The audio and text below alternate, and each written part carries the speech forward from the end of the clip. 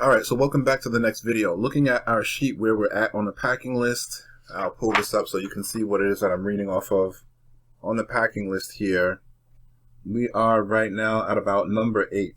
So between number 8 and number 9, it says 10,000 name mailing list. But our 10,000 name mailing list, we already know is included on our USB drive. So we don't really need to do anything with that. So let's just go past that and let's go to the next one, which is number 9. Which is more mailing list resources, which is, I believe, where I'm at now, as you can see on the screen here. So here, let's see. Okay, so the best red hot mailing lists, fresh, accurate, responsive, fills your mailbox with cash orders.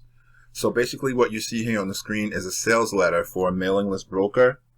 The mailing list broker name is Data Marketing. And basically they have leads for sale here. They charge, I'll go by 1,000 names. They charge $90 for 1,000 names and addresses of people who they say would be interested in a home-based business such as I Keep It All. Now, I only have one on the screen here to show you, but I have the full booklet here next to me. It's a full booklet that has all of the different resources.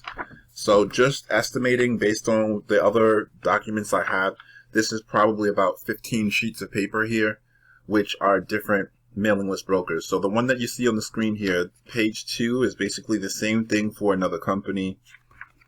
So I'll count how many pages as we go through this. 1, 2, 3, 4, 5, 6, 7, 8, 9, 10,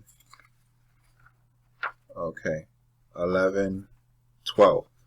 So there's 12 different sources to buy names from. And I would say that with all of these different resources here, I would definitely say to be very cautious using some of these lead providers, because really remember, these postcards are expensive. Generally speaking, the postcards that we're going to be using, the 6x9, are expensive. You don't want to be mailing out those postcards to a list of leads that is not the best. And I would say that it's a good idea to go through these different resources, but you should definitely select your favorite few sources, the ones that come most highly recommended, and try to stick with those, because these other ones, they have inexpensive prices for the names, but it's going to end up costing you money if you send out 1,000 postcards and the list is really not that good.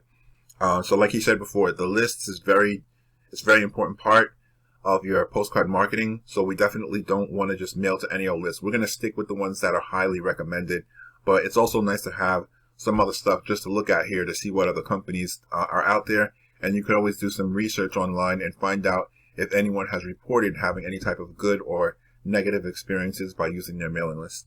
All right, so we're going to leave this section here. We'll go on to the next one, moving into the next video, which is going to be YouTube secrets. So let's move into the next video.